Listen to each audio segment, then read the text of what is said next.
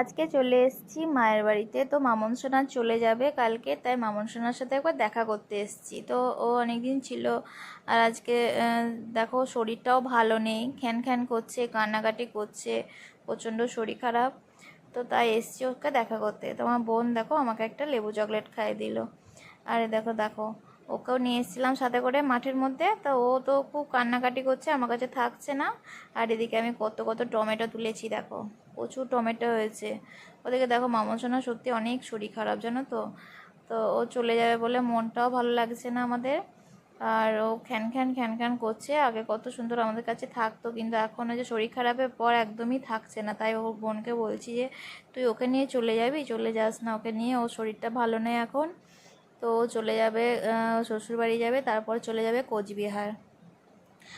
তাই আমাদের সত্যি আর দেখা হবে না। ও জানি না আবার কবে আসবে। আমি বলছিলাম যে এখন আর যাস না, থাক থাক। তা বলছে এত দিন হয়ে গেল, 8 মাস হয়ে গেল আছি মেয়েকে নিয়ে, আর কতদিন থাকবো এখানে। তো এদিকে আমরা যা কাজ তাই করছিলাম। এই যে দেখো কত টমেটো তুলছিলাম। টমেটো মাঠে হয়েছে প্রচুর, আর এই যে রোদ, সব টমেটোগুলো পেকে যাচ্ছে। তাই কয়েকটা টমেটো তুলে নিলাম। আর এই দেখো এই জমিগুলো সব খোঁড়াখুড়ি করে রেখেছে কিছু না কিছু লাগাবে বলে। তোমরা দেখো এইসব জমিতে মনে হয় ঘাস লাগানো ছিল, এখন কিছু লাগাবে বলে জমিটা খুঁড়ে রেখেছে। আর ওদিকে ওই দেখো টমেটো তুলেই যাচ্ছে, কত টমেটো ধরেছে বন্ধুরা, তোমাদেরকে দেখাবো কত কত টমেটো ধরেছে এখানে। আর সত্যি এই যে রোদ না, সব টমেটোগুলো পেকে যাচ্ছে জানো তো, একদিনেই পেকে যাচ্ছে। এই দেখো কত টমেটো তুলেছে দেখো। বলছে যে খাসির মাংস দিয়ে রান্না করবো। খাসির মাংস তো আছে, ফ্রিজের ভরা আছে কাঁচা মাংস। তাই বলছে যে বাড়ি গিয়ে মাংস দিয়ে রান্না করব টমেটো। আমি বলছি আচ্ছা ঠিক আছে। তো আজকে তো বিকেল থেকে এখানেই আছি, কাউকে সময় দিতেও পারিনি সেভাবে। আর পুরো মাঠটাই তোমাদেরকে দেখাচ্ছি। ওই দেখো মামন সোনা সত্যি অনেকটাই শরীর খারাপ গো, ও একদম নেতিয়ে পড়ছে। তো ওকে কালকে ডাক্তার দেখাতে নিয়ে যাবে, তারপরে ওরা চলে যাবে ডাক্তার দেখিয়ে এসে।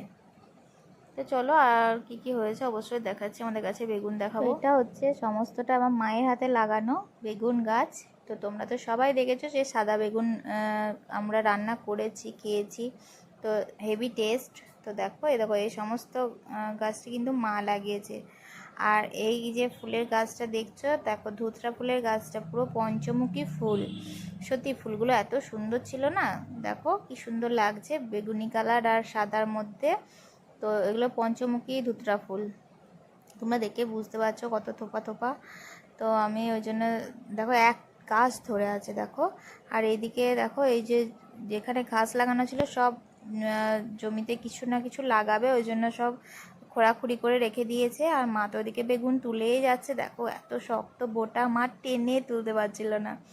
তো আমাকে দেবে বলে মা তুলছিল, যেহেতু আমি এসেছি। মামন সোনা দেখো শরীর খারাপ, আর মামন সোনা চলে যাবে বাড়ি, কালকে ওরা চলে যাবে। তাই আমি ভাবলাম একবার দেখা করে আসি। আর এদিকে মা দেখো আমার জন্য কত বেগুন তুলছে, বেগুন ধরেছেও অনেক বন্ধুরা, এই দেখো।